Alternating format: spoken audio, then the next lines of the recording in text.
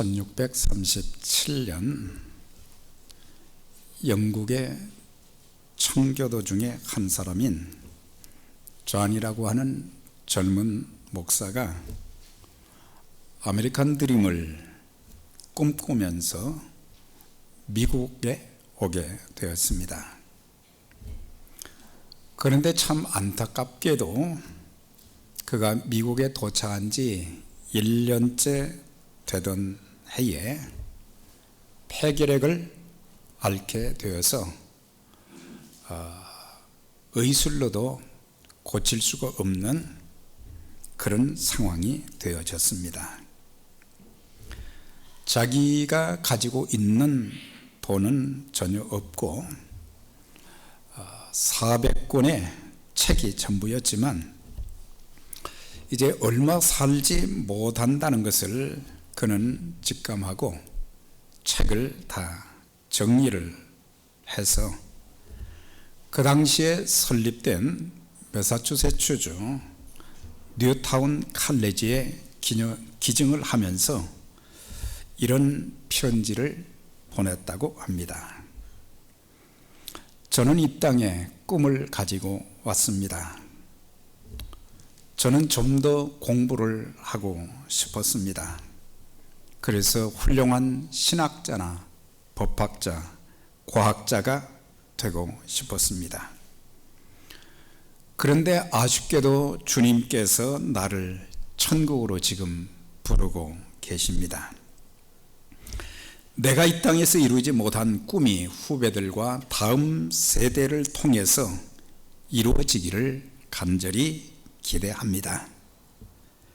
제가 가지고 있는 이 책을 학교에 기증하면서 이 책을 통해서 훌륭한 신학자, 법학자, 과학자들이 길러져서 이 땅을 풍성하게 하고 인류에 이바지하는 위대한 인재들이 양성되기를 기도합니다.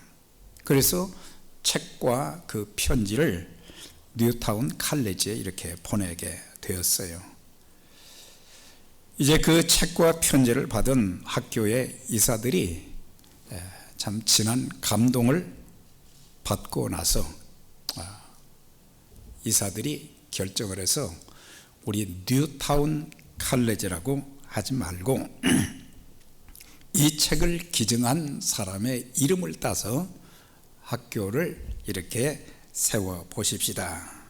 그래서 이 사람 이름이 존 하버드예요.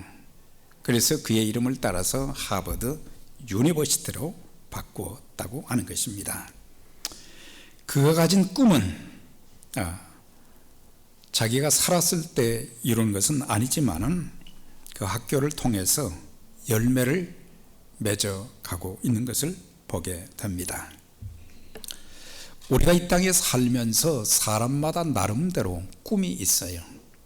나름대로 다 꿈이 있습니다. 특별히 미국에 오면서도 어쩔 수 없이 온 경우도 있겠지만은 나름대로의 그런 꿈을 가지고 우리가 오기도 했습니다. 그래서 사람들이 가진 그 꿈을 보면은 땅에 속한 꿈이 있고 또 하늘에 속한 꿈이 있습니다. 땅에 속한 꿈은 한 개인의 인생 목표를 정하는 것입니다. 나는 정치인이 되어서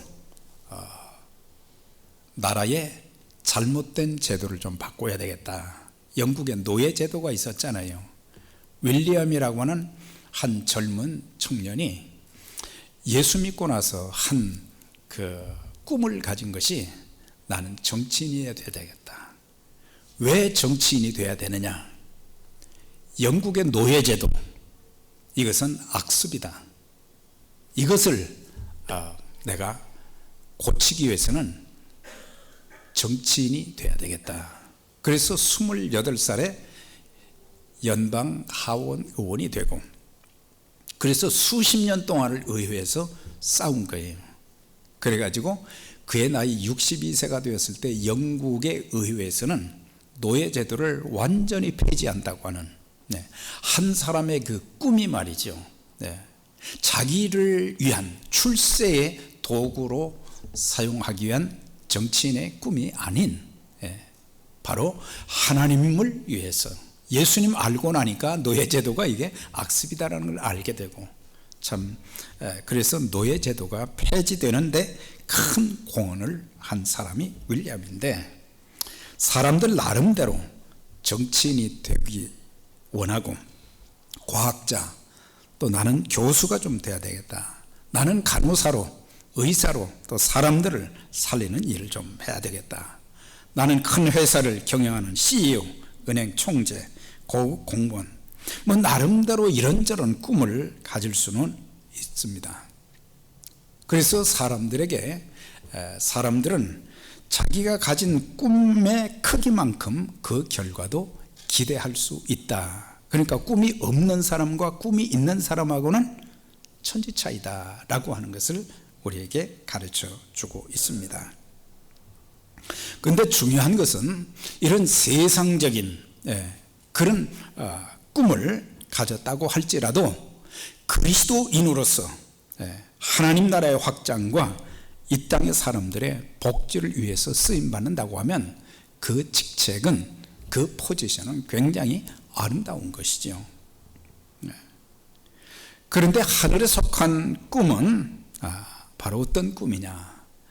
예수 그리스도를 통한 하나님 나라의 확장을 위한 그런 꿈을 말하는 것입니다.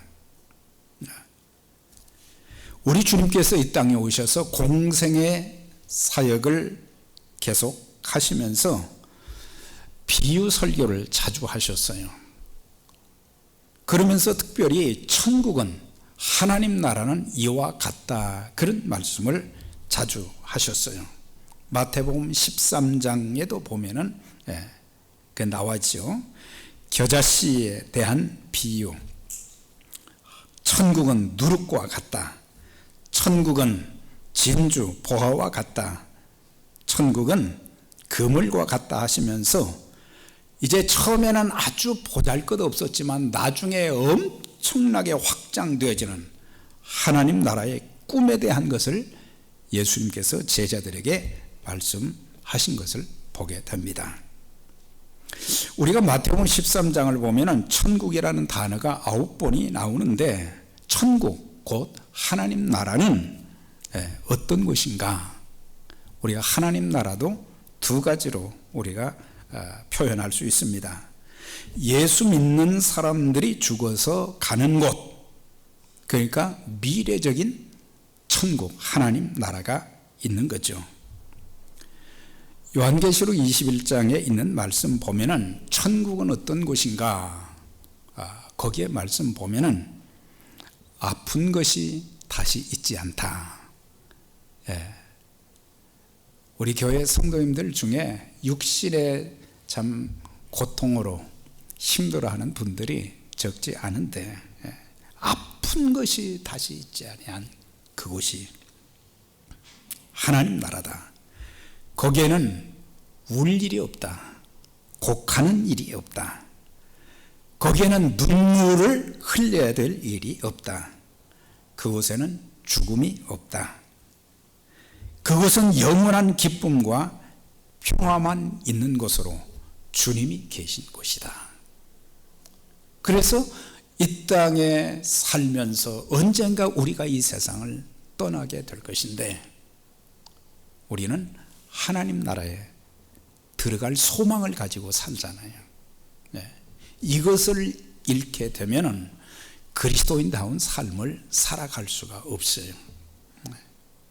그래서 성도들은 부모 형제뿐만 아니라 세상의 모든 사람들이 예수님을 구세주와 주님으로 믿어서 모두가 다 주님 계신 천국에 들어가도록 기도하면서 복음을 전해야 된다. 그래서 여러분들 가족 중에 한 사람도 빠짐없이, 한 사람도 빠짐없이 천국에 들어가서 주님과 더불어 영생 동락하는 그런 축복이 있기를 주의 이름으로 축원합니다. 또 한 가지는 여기서 하나님 나라는 현재적인 의미로 하나님이 다스리시는 곳을 말하고 있어요. 그러니까 사람들이 예수님을 구세주와 주님으로 마음에 영접했을 때에 그때 성령께서 우리 마음 안에 들어오셔서 성전 삼고 계시면서 함께 하시잖아요. 성령이 내 안에 계시면서 그때부터 하나님께서 성령 하나님을 통해서 나를 다스려 가시는 거예요. 다시 말하면 하나님의 통치가 시작이 된 거예요. 그래서 내 생각도 성령께서 다스리셔서 함부로 아무 생각이나 못하도록, 또한 내 마음에도 죄악된 것, 하나님 보시기에 아름답지 못한 추한 것들, 마귀적인 것들, 이런 것들이 우리 마음속에 꽉 짓눌려 있는데 성령님이 우리 마음에 딱 좌정하셔서 성령 충만하게 되면은 우리의 마음도 늘 다스려 주셔서 깨끗한 마음, 정결한 마음, 하나님께서 참 많은 것을 부어주실 수 있는 은혜의 그런 장소가 될 수 있는 것이 우리의 마음이 되기도 하는 것이고, 그래서 계속해서 우리가 평생 이 땅에 사는 동안 하나님이 나를 다스려 가시는 거예요. 지난 한 주를 저도 이렇게 돌아보면서 참 더 아름다운 모습으로 목사다운, 하나님 자녀다운, 하나님의 종다운 그런 모습이 보였어야 될 것인데 그렇지 못한 것도 있단 말이에요. 그래서 좀 부끄러운 마음도 들고, 내가 왜 그런 생각을 해야 되나, 내가 왜 그런 마음을 가지고 있어야 되냐, 이건 하나님이 기뻐하시지 않는 일인데 내가 하나님을 믿으면서 왜 환경에 의해서 낙심을 하고 좌절하고 또 자꾸 다른 사람들과 비교를 하고 그렇게 하는가. 그러면서 하나님, 저를 다스려 주옵소서. 제 생각도 다스려 주세요. 제 마음도 다스려 주세요. 제 언어도 좀 다스려 주세요. 제 삶도 하나님 좀 다스려 주세요. 그렇게 해서 성령 하나님의 다스림을 받는 사람들이 많아질수록 하나님 나라는 점점 확장되어 간다고 하는 거예요. 그래서 오늘 말씀이 마태복음에만 있는 게 아니고 마가복음, 누가복음에도 동일한 내용으로 나와 있어요. 그것은 뭐예요? 그만큼 이 말씀이 중요하다는 거예요. 예수님께서 이 말씀을 제자들에게 하셨잖아요. 제자들에게 하신 말씀, 천국의 중요성, 하나님 나라의 중요성을 말씀하시면서 너희들도 하나님 나라를 소망하는 꿈을 가지고 살아야 된다, 그걸 말씀한 거예요.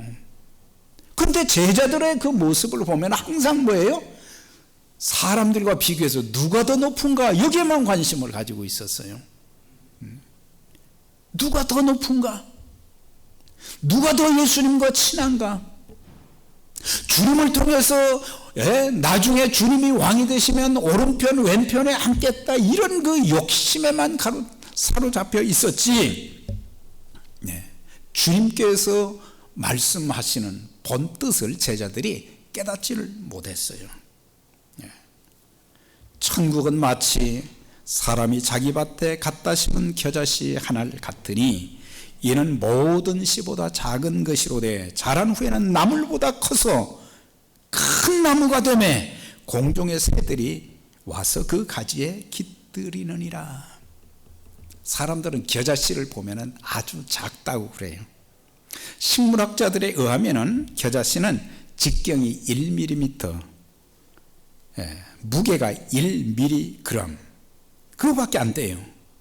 그런데 이게 말이죠, 땅에 들어가서 썩으면은 거기에서 이제 싹이 나게 되죠. 그러면서 줄기가 자라는데 1, 2년생 식물인데 이게 얼마나 키가 큰지, 작은 겨자나무가 1.5m, 큰 것은 3.5m까지 큰다는 거예요. 그러면서 주님께서 새들이 사막에서 돌아다닐 곳이 없는데, 편히 쉴 곳이 없는데 거기 와서 쉬게 되면 새들이 와서 깃들인다 그랬어요. 안식처가 된다고 하는 거죠. 그래서 하나님 나라는 겨자씨와 같이 아주 작게 시작됐지만 누룩과 같이 번져서 크게 된다는 것을 여기서 말씀을 해주면서, 그리스도인들이 이 땅에 살면서 지금 내 모습을 볼 때 별로 희망이 보이지 않는 것 같고 크게 될 것 같지도 않고 그렇지만은, 우리는 전능하신 하나님을 믿는 사람들이기 때문에 적어도 그런 꿈을 가지고 살아야 된다 이 말이에요. 사람들의 모습에서 꿈이 있는 사람과 꿈이 없는 사람의 그 눈동자나 삶의 모습은 다른 거예요. 어떻게 하면 그냥 겨우겨우 하루하루 한 달 한 달만 그냥 연명하면서 살 것인가? 그게 아니라 하나님이 내 생명을 살려두시는 그날까지 뭔가 꿈을 가지고 목표를 가지고 내가 어떤 삶을 살고, 또한 하나님 나라를 위해서 내가 어떻게 기여할 것인가, 적어도 이런 정도의 앞을 내다보면서 사는 신앙인들이 되어져야 된다, 그걸 말씀해 주고 있어요. 나는 곧 죽을 것인데 죽을 걸 생각하고 살면 그는 희망이 없지요. 언제 죽어도 좋다. 그러나 하나님이 생명은 하나님 주권에 달려있기 때문에 사는 날까지 최선을 다하고, 요즘 그 신문에 이렇게 보면요, 미국 분들이 리타이어 한 70세가 넘어서 대학을 다닌 사람들이 있더라고. 이분들이 대학을 졸업하고 또 대학원에 들어간다는 그런 뉴스가 신문에 심심치 않게 나와요. 우리는 70 넘으면 끝났다고 생각하는데 죽을 날만 기다리고 있지 말고 뭔가 내가 예수 믿는 사람으로서, 하나님의 자녀로서 뭔가를 해야 되겠다. 하나님 나라는 베들레헴 말구유에 누인 아기 예수를 통해서 시작이 된 것입니다.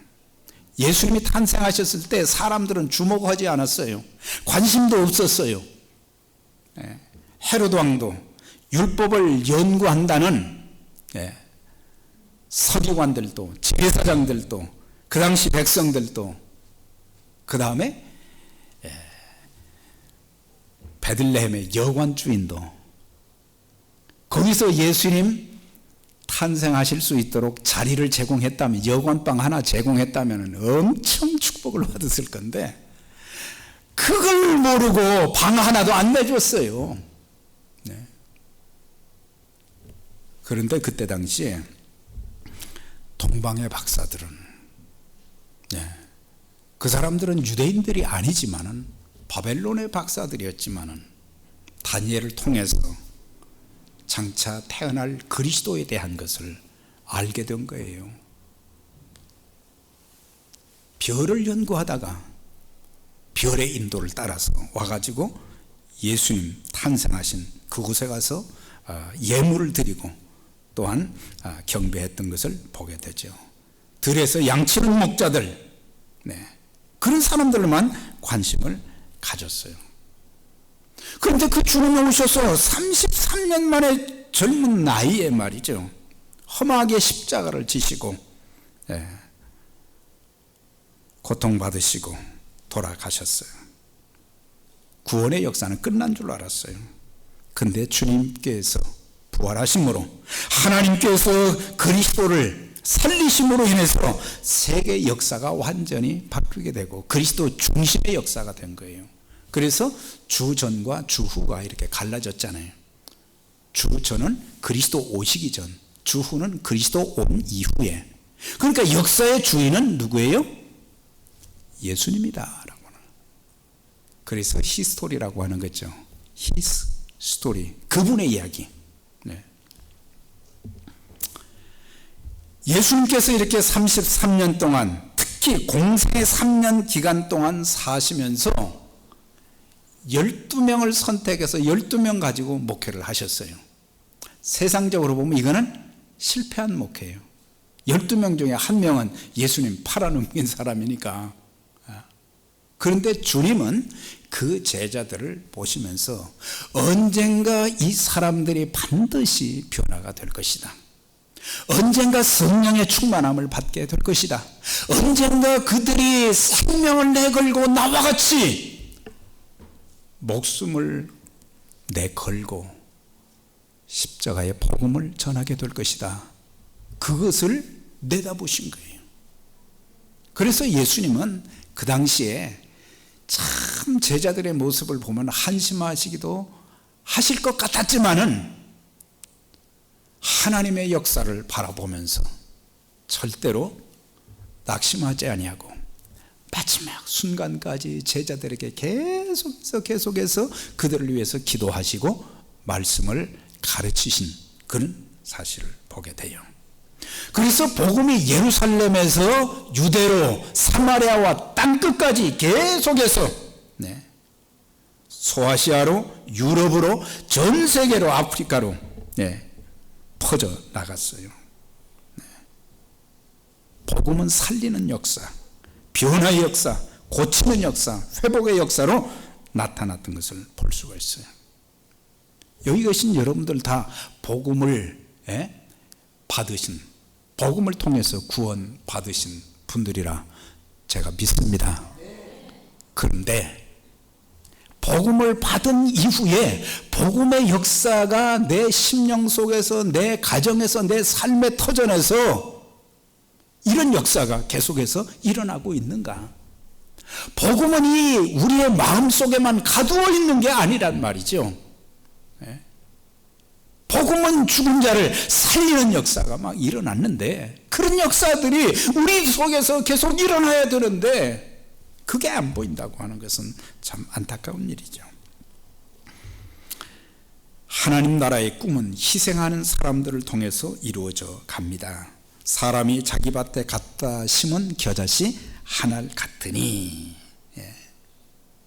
제가 정말 30 몇 년 전에 이스라엘에 처음이자 마지막으로 갔다 왔어요. 그런데 거기서 겨자씨를 제가 가지고 온 적이 있었는데 참 작아요.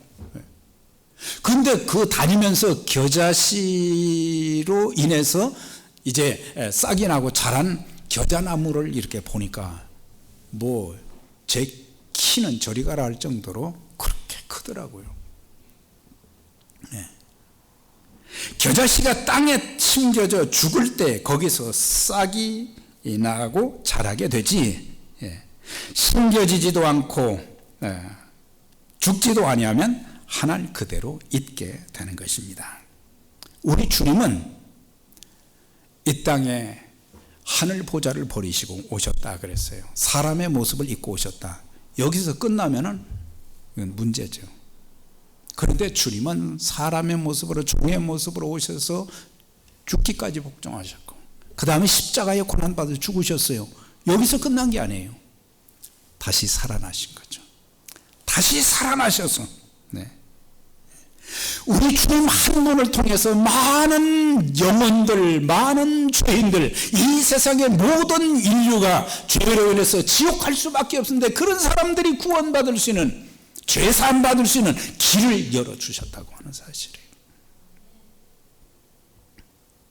주님의 희생은 그것이 끝이 아니잖아요.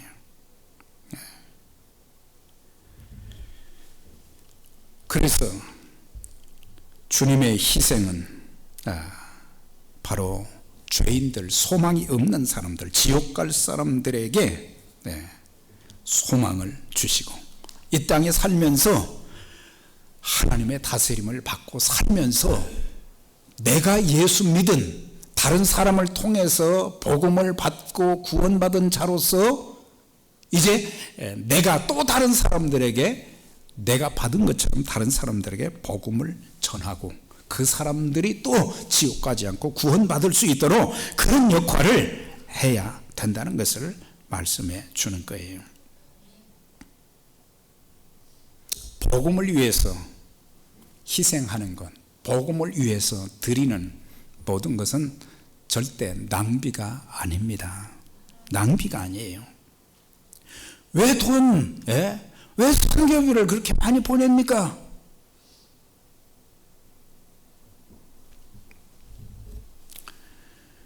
우리 운영도 해야 되는데, 그렇지만 우리는 복음을 위해서 사용되어지는 것은 절대적 가치이기 때문에 이런 일에 쓰임 받는 것은 큰 축복입니다. 큰 축복이에요. 우리는 참 막 오글이잖아요.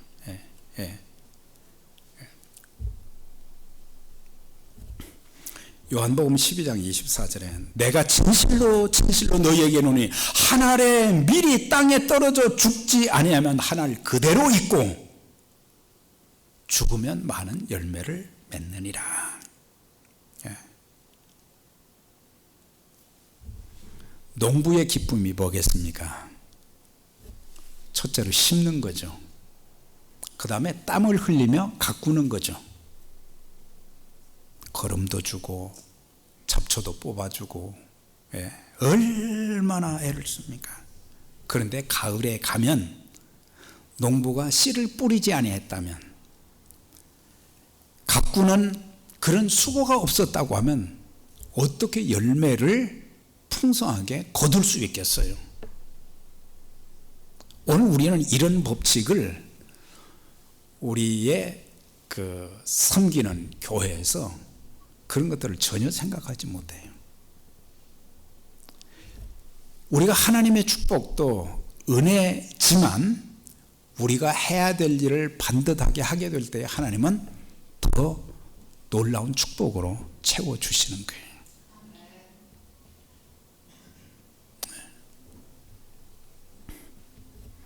마찬가지로 우리는 우리 교회가 큰 교회가 되기를 소망하고 있어요.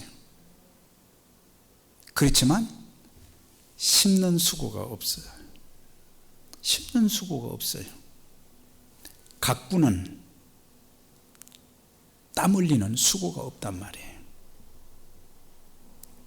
나 같은 사람만 있으면 우리 교회가 어떻게 될 것인가? 땀을 흘려야 되거든.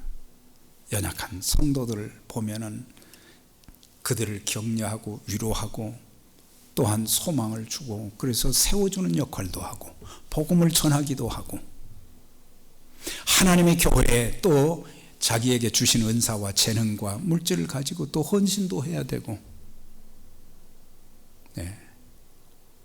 여러분들의 자녀들이 그냥 자라는 게 아니잖아요. 그렇죠? 마찬가지로 교회도 그냥 자라는 게 아니에요. 그리스도의 희생이 있었기 때문에 많은 영혼들이 구원받을 수 있었던 것처럼, 나는 가만히 있고 복 주시옵소서, 채워 주시옵소서. 정말 교회를 위해서 눈물로 기도하고 말이죠.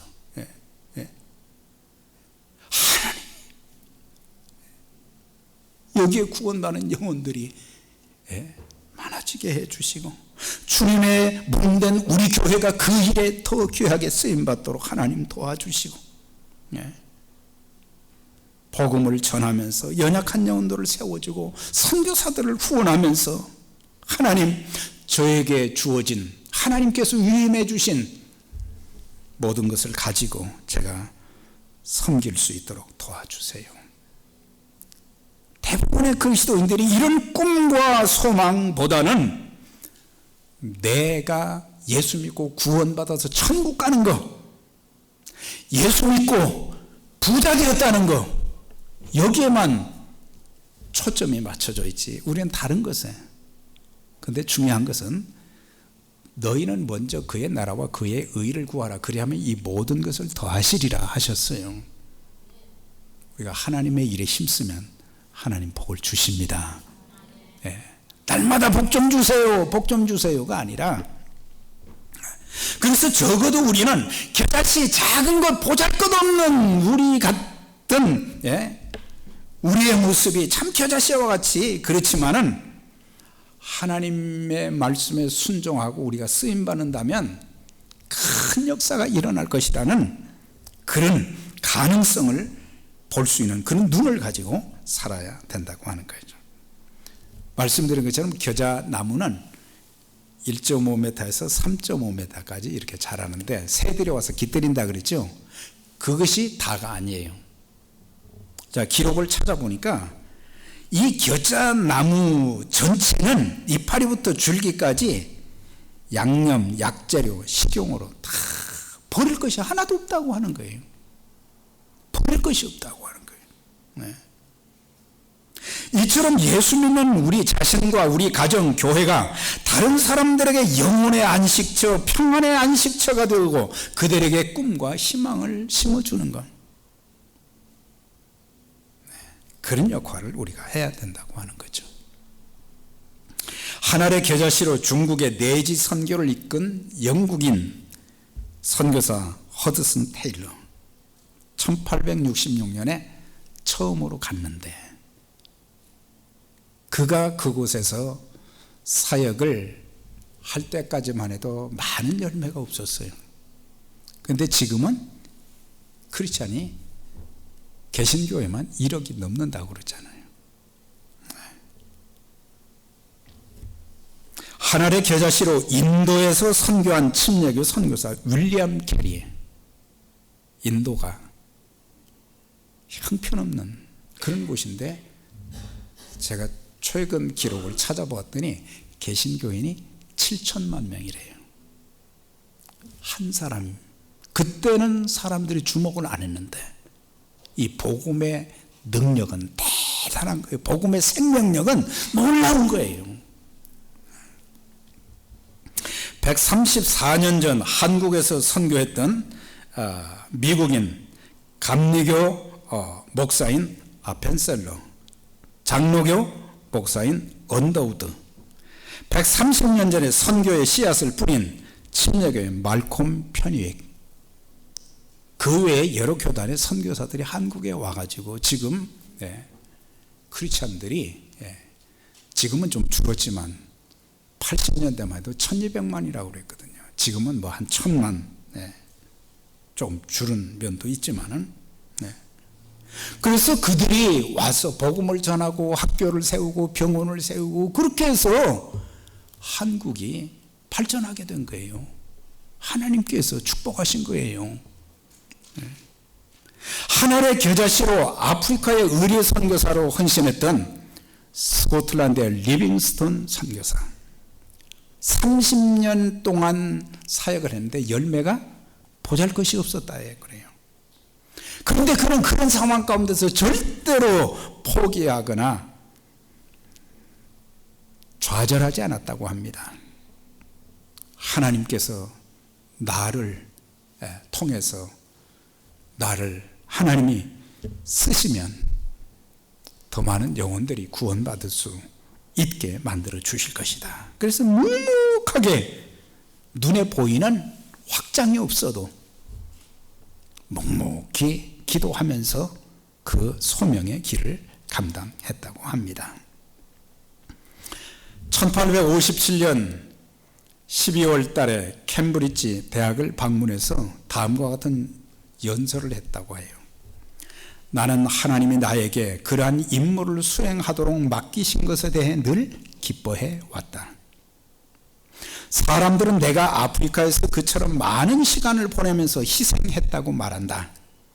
그러나 제가 하나님께 진 빚, 제가 결코 상환할 수 없는, 갚을 수 없는 그 큰 빚의 아주 작은 일부를 갚아드린 것 뿐인데 그것을 희생이라고 말할 수 있을까요? 사람들이 봤을 때는 엄청난 희생이지만 하나님께 받은 은총과 축복에 비하면 이것은 아주 작은 것이다 그랬어요. 때로는 분노, 질병, 고통, 위험, 편리한 시설과 구호품이 없이 지내야 하는 것 때문에 힘들 때도 많았지만 장차 우리에게 나타날 영광에 비하면 그것은 아무것도 아닙니다. 나는 절대로 희생을 하지 않았습니다. 캠브리지 대학에서 그렇게 했다는 거예요. 지금 전 세계에서 가장 교회가 그리스도인 수가 많아지고 급성장하는 데가 어디냐면 아프리카잖아요. 네. 아프리카에 제가 한번 쳐봤더니 아프리카의 기독교 인구가 얼마인가 그랬더니 뭐 6억 7천인가 돼 있어요. 뭘 그렇게 많은가. 그래서 개신교인을 쳐봤어요. 개신교인이 얼마인가. 천주교를 빼고 3억 4천만 명이 지금 된 거예요. 네. 한 사람의 그리스도인이 보잘것없었지만은 복음의 능력이 같이 하고 하나님 나라를 확장하는 그 꿈을 가졌을 때 그런 역사가 막 일어난 것을 참 보게 될 때에 오늘 우리도 기도할 때 하나님, 우리가 이 땅에서의 꿈도 있지만 하나님 나라가 확장되어지는 그 꿈을 가지고 우리 교회가 모든 성도들이 믿음 생활할 수 있도록 도와주세요. 우리가 이름을 기억하지 못할 수많은 선교사들, 그리스도인들이 있습니다.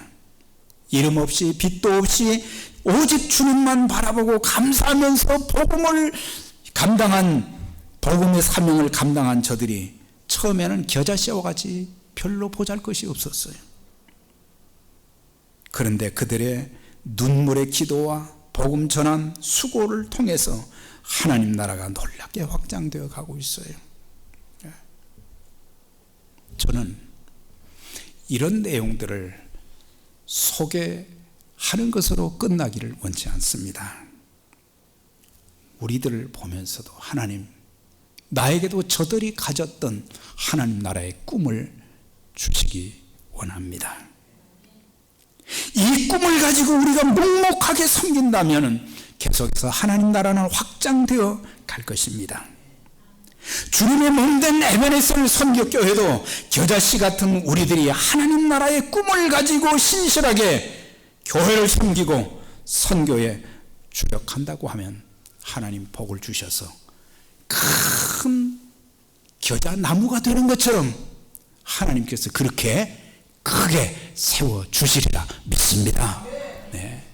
지금의 모습보다 수십 배, 수백 배 놀라운 역사가 계속해서 일어날 그 꿈을 우리가 가지고 사는 동안, 생명 있는 동안 하나님 자녀답게, 하나님의 사람들답게 살면서 하나님 나라 확장을 위해서 하나님 교회를 섬긴다고 하면 하나님께서 교회의 축복과 더불어 여러분들의 가정과 삶, 자녀들까지도 크게 축복해 주실 것을 확신합니다.